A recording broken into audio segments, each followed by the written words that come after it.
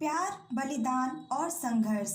दिन भर की भाग दौड़, फिर घर लौटने पर पति और बच्चों को डिनर करवाकर रश्मि जब बेडरूम में पहुंची तब तक 10 बज चुके थे। उसने फटाफट नाइट ड्रेस पहनी और फ्रेश होकर बिस्तर पर आ गई। वह थक कर चूर हो चुकी थी। उसे लगा कि नींद जल्दी ही आ घेरेगी, लेकिन नींद न आई तो उसने अनमने मन से लेटे लेटे ही टीवी का रिमोट दबाया। कोई न्यूज़ चैनल चल रहा था। उस पर अचानक एक न्यूज़ ने उसे चौंका दिया। वह स्तब्ध रह गई। यह क्या हुआ? सुधीर ने मेट्रो के आगे कूदकर सुसाइड कर लिया। उसकी आंखों से अश्रुधारा बह निकली। उसका मन किया कि वह जोर जोर से रोए, लेकिन उसे लगा कि कहीं उसका रोना सुनकर पास के कमरे में सो रहे बच्चे जाग न जाएं। पति संभव भी तो दूसरे कमरे में अपने कारोबार का काम निपटाने में लगे थे। रश्मि ने रुलाई रोकने के लिए अपने मुंह पर हाथ रख लिया, लेकिन काफी देर तक रोती रही। शादी से पूर्व का पूरा जीवन उसकी आंखों के सामने घूम गया। बचपन से ही रश्मि काफी बिंदास, चंचल और खुले मिजाज की लड़की थी। आधुनिकता और फैशन पर वह सबसे ज्यादा खर्च करती थी। पिता बड़े उद्योगपति थे, इसलिए घर में रुपयों पैसों की कमी नहीं थी। तीखे नैन नक्श वाली रश्मि ने जब कॉलेज में प्रवेश लिया तो पहले ही दिन सुधीर से उसकी आंखें चार हो गई। हेलो, आई एम रश्मि। रश्मि ने खुद आगे बढ़कर सुधीर की तरफ हाथ बढ़ाया।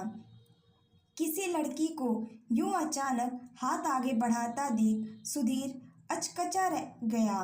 शर्माते हुए उसने कहा, हेलो, मैं सुधीर हूँ। कहाँ रहते हो? कौन सी क्लास में हो? रश्मि ने पूछा। अभी इस शहर में नया आया हूँ। पापा आर्मी में है। बीकॉम प्रथम वर्ष का छात्र हूँ। सुधीर ने एक सांस में जवाब दिया। ओह, तो तुम भी मेरे साथ ही हो। मेरा मतलब हम एक ही क्लास में हैं, रश्मि ने चहकते हुए कहा। उस दिन दोनों क्लास में फ्रंट लाइन में एक दूसरे के आसपास ही बैठे। प्रोफेसर ने पूरी क्लास के विद्यार्थियों का परिचय लिया तो पता चला कि रश्मि पढ़ाई में अव्वल है। कॉलेज टाइम के बाद सुधीर और रश्मि साथ साथ बाहर निकले तो पता चला कि सुधीर को पापा का ड्राइवर कॉलेज छोड़ गया था। रश्मि ने अपनी मोपेड बाहर निकाली और कहा, चलो मैं तुम्हें घर छोड़ती हूँ। नहीं नहीं, ड्राइवर आने ही वाला है।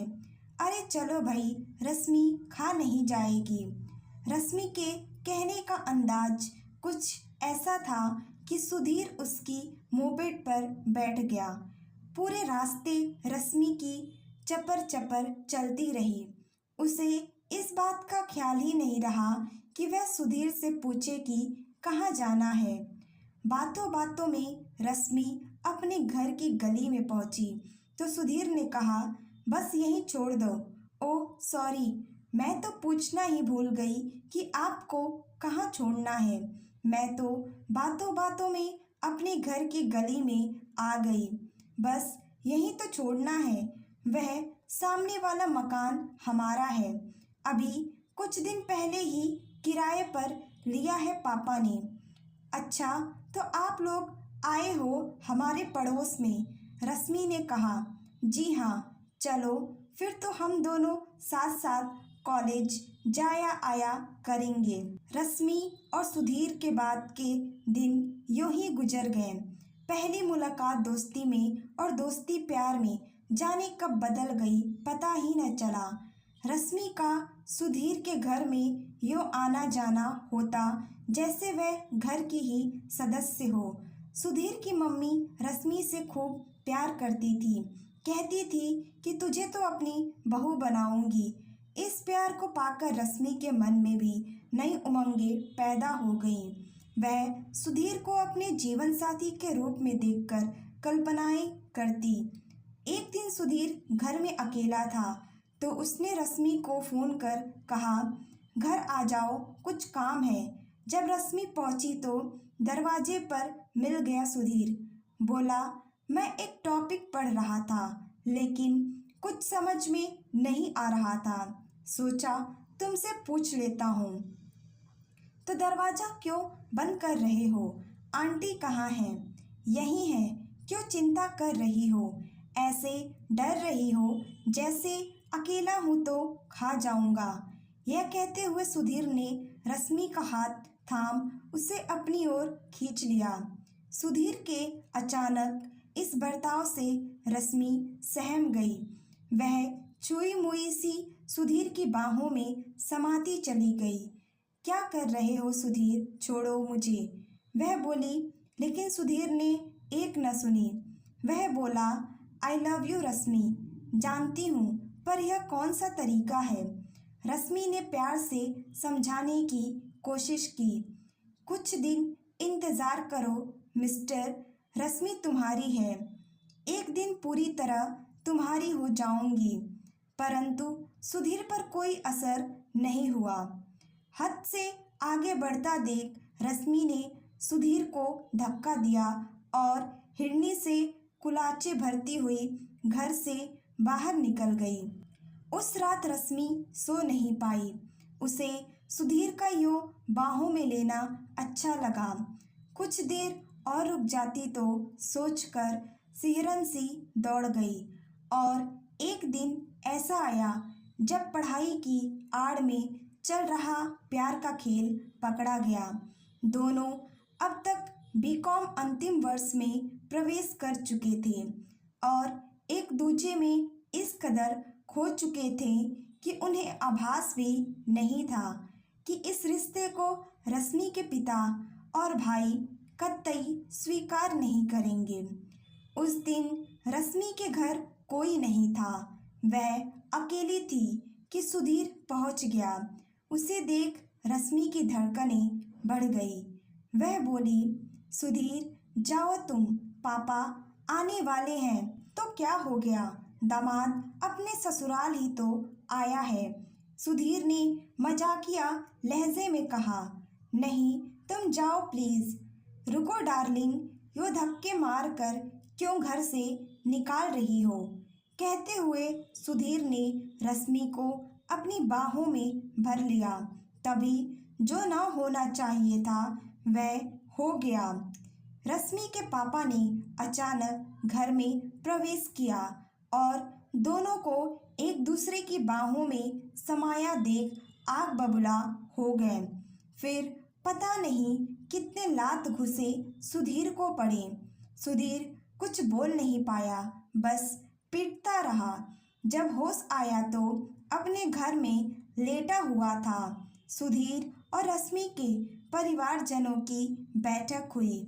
सुधीर की मम्मी ने प्रस्ताव रखा कि वे रश्मि को बहू बनाने को तैयार हैं।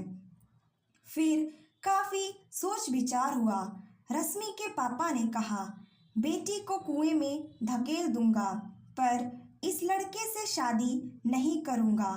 जब कोई काम नहीं करता तो क्या खाएगा खिलाएगा। आखिर तय हुआ कि रश्मि की शादी जल्द से जल्द किसी अच्छे परिवार के लड़के से कर दी जाए। रश्मि और सुधीर के मिलने पर पाबंदी लग गई, पर वे दोनों कहीं न कहीं मिलने का रास्ता निकाल ही लेते। और एक दिन रश्मि के पापा ने घर में बताया कि दिल्ली से लड़के वाले आ रहे हैं रश्मि को देखने। यह सुनकर रश्मि को अपने सपने टूटते नजर आए। उसने कुछ नहीं खाया पिया। भाभी ने समझाया, यह बचपना छोड़ो रश्मि, हम इज्जतदार खानदानी परिवार से हैं, सबकी इज्जत चली जाएगी तो मैं क्या करूं? इस घर में बच्चों की खुशी का ख्याल नहीं रखा जाता। दोनों दीदी कौन सी सुखी हैं अपने पतियों के साथ। तेरी बात ठीक है रश्मि, लेकिन समाज परिवार में ये बातें मायने नहीं रखती। मेरे गम में पापा को कुछ हो गया तो, उन्होंने कुछ कर लिया तो सब खत्म हो जाएगा ना। रश्मि कुछ नहीं बोल पाई। उसी दिन दिल्ली से लड़का संभव अपने छोटे भाई राजीव और एक रिश्तेदार के साथ रश्मि को देखने आया। रश्मि को देखते ही सबने पसंद कर लिया। रिश्ता फाइनल हो गया। जब यह बात सुधीर को रश्मि की एक सहेली से पता चली तो उसने पूरी गली में कोहराम मचा दिया। देखता हूँ कैसे शादी करते हैं। रश्मि की शादी होगी तो सिर्फ मेरे साथ। रश्मि मेरी है। पागल सा हो गया सुधीर। इधर उधर बेतहासा दौड़ा गली में। पत्थर मार मार कर रश्मि के घर की खिड़कियों के शीशे तोड़ डाले। रश्मि के पिता के मन में डर बैठ गया कि कहीं ऐसा न हो कि लड़के वालों को इस बात का पता चल जाए, तब तो इज्जत चली जाएगी। सब हालात देखकर तय हुआ कि रश्मि की शादी किसी दूसरे शहर में जाकर करेंगे। किसी को कानों कान खबर भी नहीं होगी। अब एक तरफ प्यार, दूसरी तरफ माँ बाप के प्रति जिम्मेदारी। बहुत तड़पी, बहुत रोई रश्मि, और एक दिन उसने अपनी भाभी से कहा, मैं अपने प्यार का बलिदान देने को तैयार हूँ, परंतु मेरी एक शर्त है। मुझे एक बार सुधीर से मिलने की इजाज़त दी जाए। मैं उसे समझाऊंगी। मुझे पूरी उम्मीद है वह मान जाएगा। भाभी ने घर वालों से छिपाकर रश्मि को सुधीर से आखिरी बार मिलने की इजाज़त दे दी। रश्मि को अपने करीब पाकर फूट फूट कर रोया सुधीर। उसके पाँवों में गिर पड़ा, लिपट गया किसी नादान छोटे बच्चे की तरह। मुझे छोड़कर मत जाओ रश्मि, मैं नहीं जी पाऊंगा तुम्हारे बिना, मर जाऊंगा। यंत्रवत खड़ी रह गई रश्मि। सुधीर की यह हालत देखकर वह खुद को नहीं रोक पाई। लिपट गई सुधीर से और फफक पड़ी।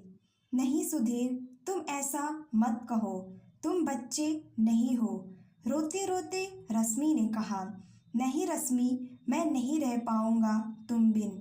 सुबकते हुए सुधीर ने कहा, अगर तुमने मुझसे सच्चा प्यार किया है तो तुम्हें मुझसे दूर जाना होगा, मुझे भुलाना होगा। यह सब कहकर काफी देर समझाती रही रश्मि और आखिर अपने दिल पर पत्थर रखकर सुधीर को समझाने में सफल रही। सुधीर ने उससे वादा किया कि वह कोई बखेड़ा नहीं करेगा। जब भी मायके आऊंगी तुमसे मिलूंगी जरूर, यह मेरा भी वादा है। रश्मि यह वादा कर घर लौट आई। पापा किसी तरह का खतरा मोल नहीं लेना चाहते थे, इसलिए एक दिन रात को घर के सब लोग चले गए एक अनजान शहर में। रश्मि की शादी दिल्ली के एक जाने माने खानदान में हो गई। ससुराल आकर रश्मि को पता चला कि उसके पति संभव ने शादी तो उससे कर ली, पर असली शादी तो उसने अपने कारोबार से कर रखी है। देर रात तक कारोबार का काम निपटाना संभव की प्राथमिकता थी। रश्मि देर रात तक सीढ़ियों में बैठकर संभव का इंतजार करती। कभी कभी वहीं बैठे बैठे सो जाती। एक तरफ प्यार की टीस, दूसरी तरफ पति की उपेक्षा से रश्मि टूटकर रह गई। ससुराल में पास पड़ोस की हम उम्र लड़कियां आती तो रश्मि से मजाक करती। आज तो भाभी के गालों पर निशान पड़ गए। भैया ने लगता है सारी रात सोने नहीं दिया। रश्मि मुस्कुरा कर रह जाती। करती भी क्या, अपना दर्द किसी से बयां करती। किससे अपना दर्द किससे बयां करती। पड़ोस में ही महेश जी का परिवार था। उनके एक कमरे की खिड़की रश्मि के कमरे की तरफ खुलती थी। यदा कदा रात को वह खिड़की खुली रहती तो महेश जी के नवविवाहित पुत्र की प्रणय लीला रश्मि को देखने को मिल जाती। तब सिसक कर रह जाने के सिवा और कोई चारा नहीं रह जाता था रश्मि के पास। संभव जब कभी रात में अपने कामकाज से जल्दी फ्री हो जाता तो रश्मि के पास चला आता, लेकिन तब तक संभव इतना थक चुका होता कि बिस्तर पर आते ही खर्राटे भरने लगता। एक दिन संभव कारोबार के सिलसिले में बाहर गया था और रश्मि तपती दोपहर में फर्स्ट फ्लोर पर बने अपने कमरे में सो रही थी। अचानक उसे एहसास हुआ कोई उसके बगल में आकर लेट गया है। रश्मि को अपनी पीठ पर किसी मर्दाना हाथ का स्पर्श महसूस हुआ। वह आंखें मूंदे पड़ी रही। वह स्पर्श उसे अच्छा लगा। उसकी धड़कनें तेज हो गईं, सांसें धौंकनी की तरह चलने लगी। उसे लगा शायद संभव है, लेकिन यह उसका देवर राजीव था। उसे कोई ऐतराज न करता देख राजीव का हौसला बढ़ गया तो रश्मि को कुछ अजीब लगा। उसने पलट कर देखा तो एक झटके से बिस्तर पर उठ बैठी और कड़े स्वर में राजीव से कहा कि जाओ अपने रूम में, नहीं तो तुम्हारे भैया को सारी बात बता दूंगी। तो वह तुरंत उठा और चला गया।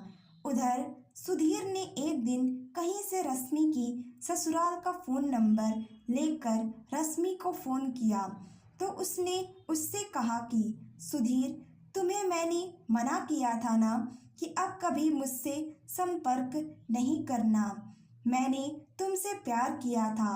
मैं उन यादों को ख़त्म नहीं करना चाहती। प्लीज़ अब फिर कभी मुझसे संपर्क न करना।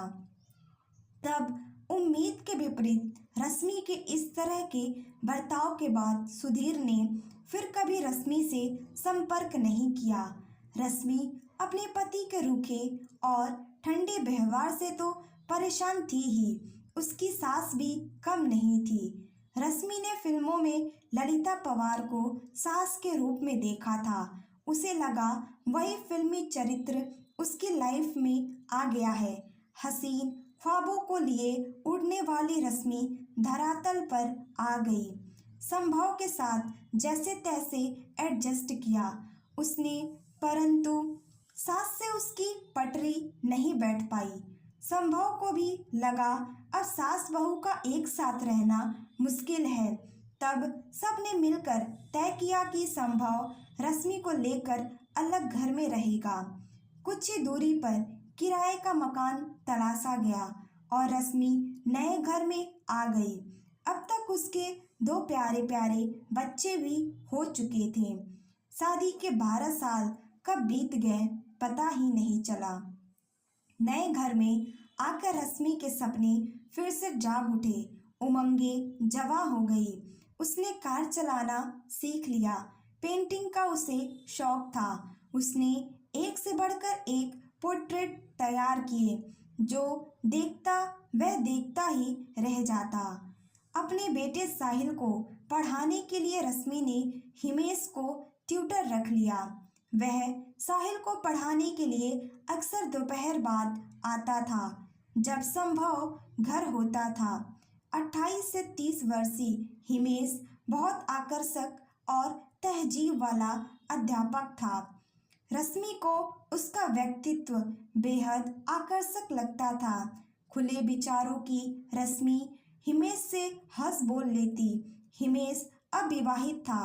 उसने रश्मि के हंसी मजाक को अलग रूप में देखा।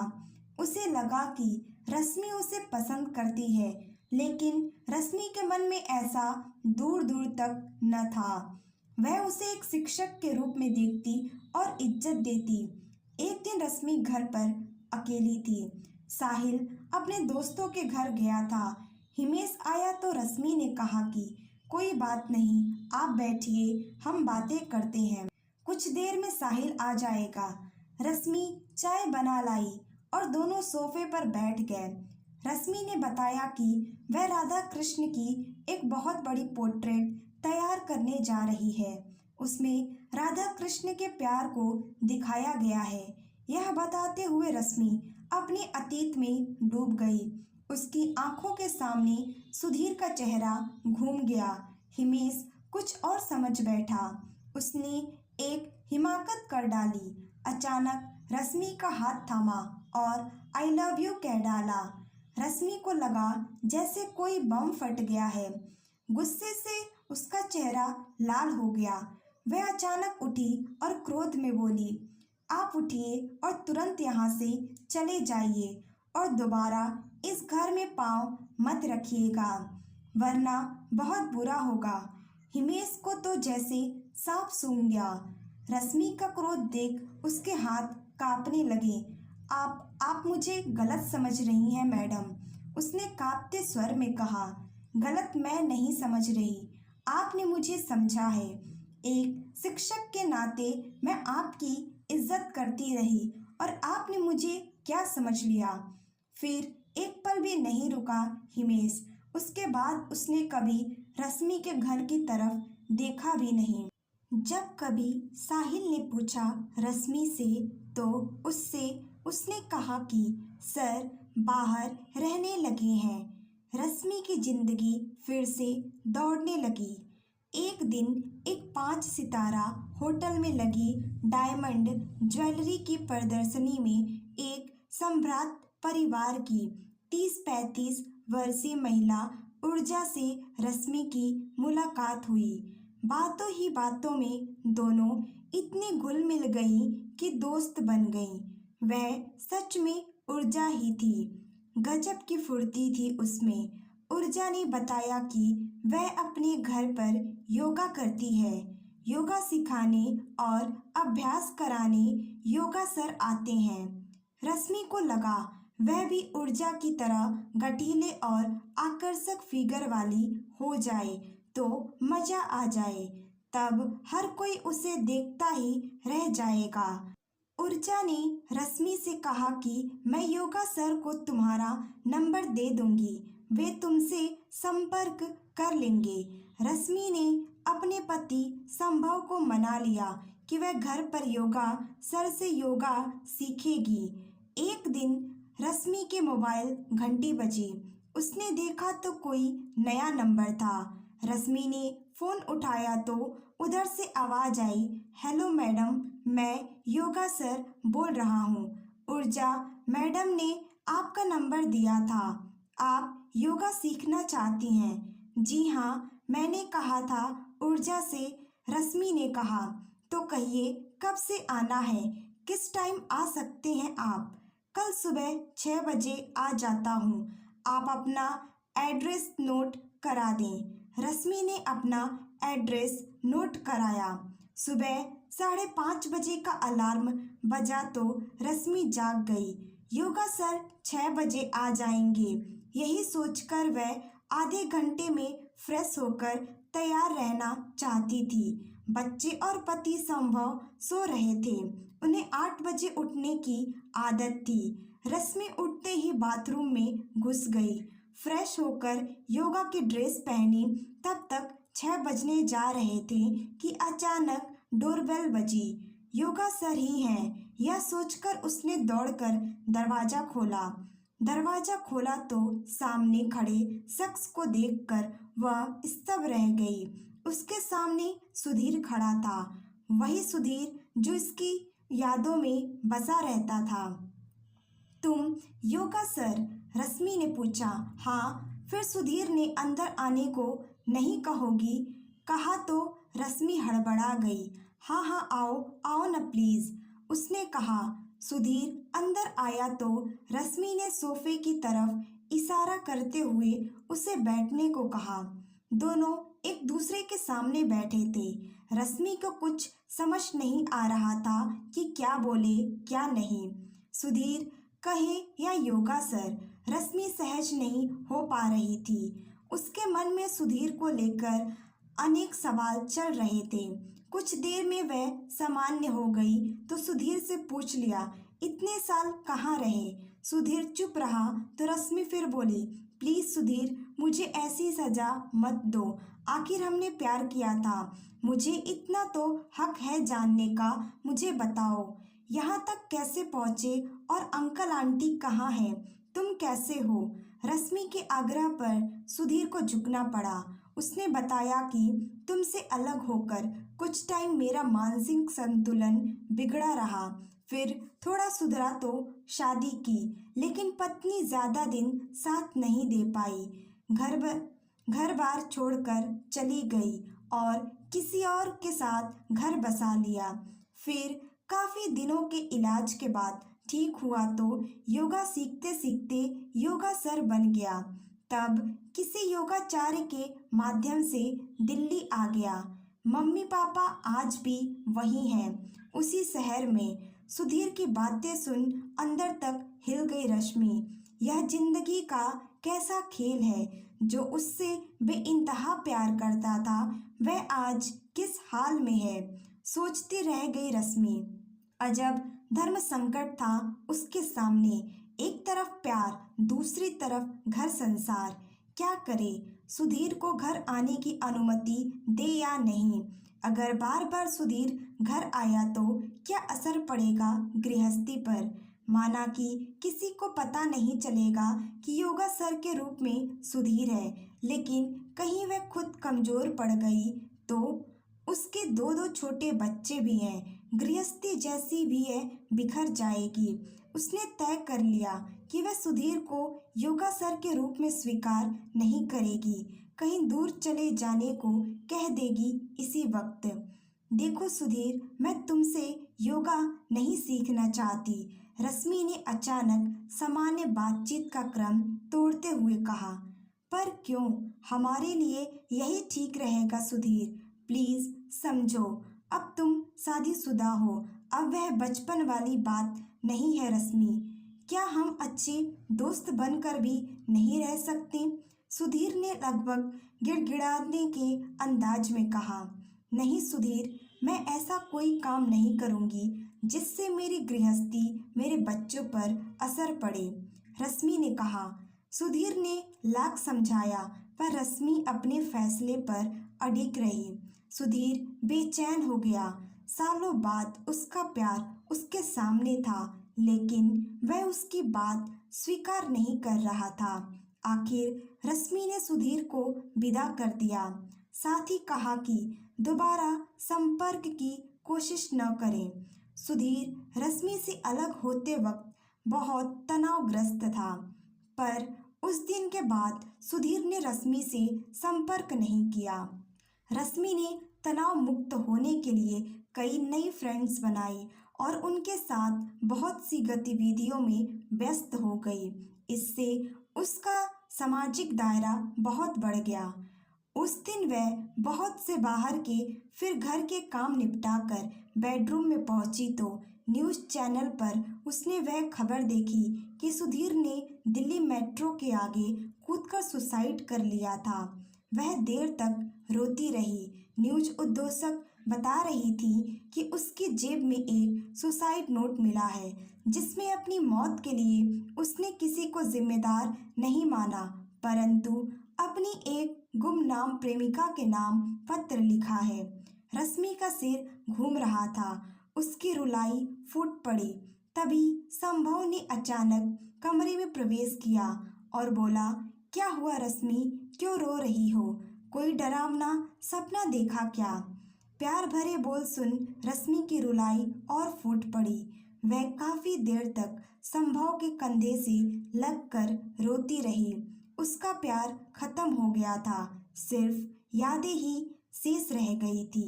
दोस्तों, यह कहानी जीवन के हर पहलू, प्यार, संघर्ष, जिम्मेदारी, आत्मसम्मान और सामाजिक दबाव के बारे में गहराई से सोचने पर मजबूर करती है।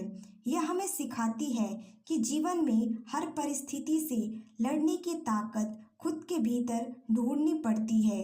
अपनी पहचान, अपने सपनों और अपने आत्मसम्मान को बनाए रखना ही एक संतुलित और खुशहाल जीवन की कुंजी है। यह कहानी केवल रश्मि की नहीं, बल्कि उन सभी महिलाओं की है जो अपने भीतर के संघर्ष को छुपाते हुए समाज के नियमों के बीच खुद को बनाए रखने की कोशिश करती हैं। जीवन में परिस्थितियों का सामना करते हुए आत्मसम्मान, सच्चे प्यार और अपने सपनों को बनाए रखना ही सच्ची सफलता है। Like, share and subscribe my channel.